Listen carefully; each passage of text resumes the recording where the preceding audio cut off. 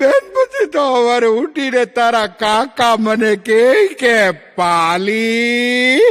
મેં કીધું ઓ, તો કે જરાક તું મને મસાલાવાળી ચા ની બનાવી આપે.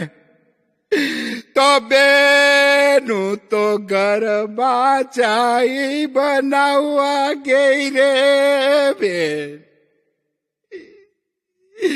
ચૂલો હળગાવીને તપેલી ચડાવીને મેં તો ચાય મૂકી રે બેન. સાણસીની મળી તો મેં તો દાંતે આદુ ચાવીને લાખ્યું રે બેન. ને બેન પછી તારા કાકાને ચાય આપી. ને બેન તારા કાકા તો ચાય પીતા જાય ને સિસોટી મારતા જાય.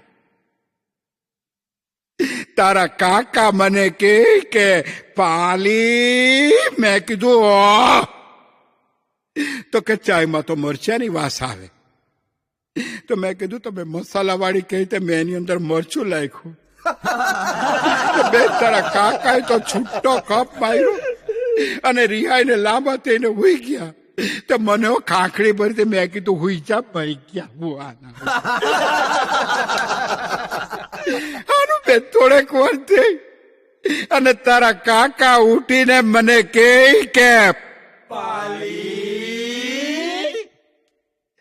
તો કે મારે બરડો બહુ દુખે, જરાક તું મને બામ નહીં લગાવી આપે.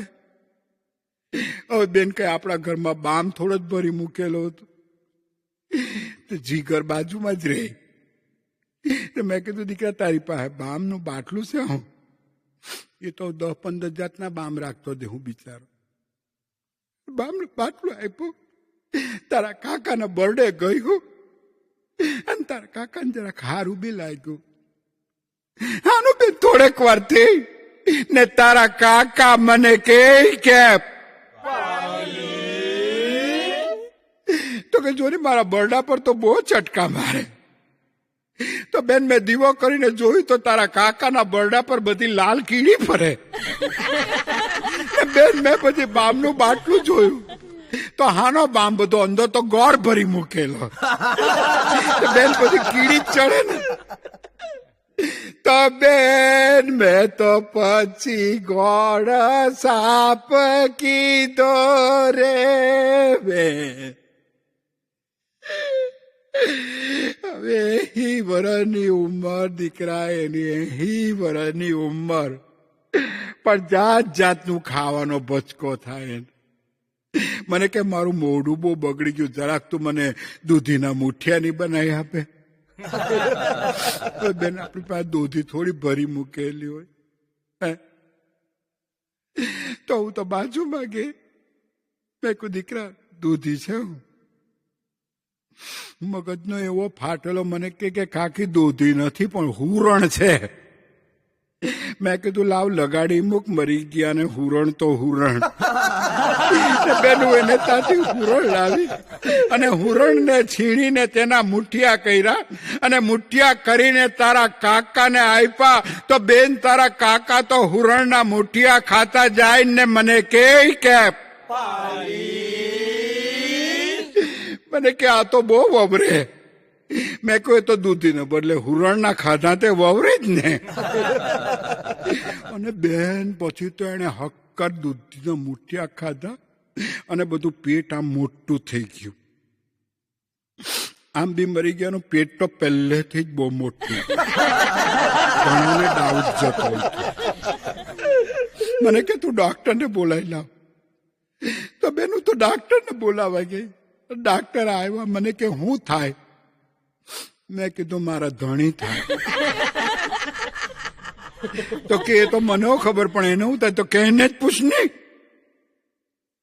અને બેન ડોક્ટરે તો મોટું ઇન્જેક્શન કાઢ્યું અને ઇન્જેક્શન કાઢીને તારા કાકાને જે મૂક્યું તો તારા કાકા તો એકદમ ચિહાડા પાડીને મને કે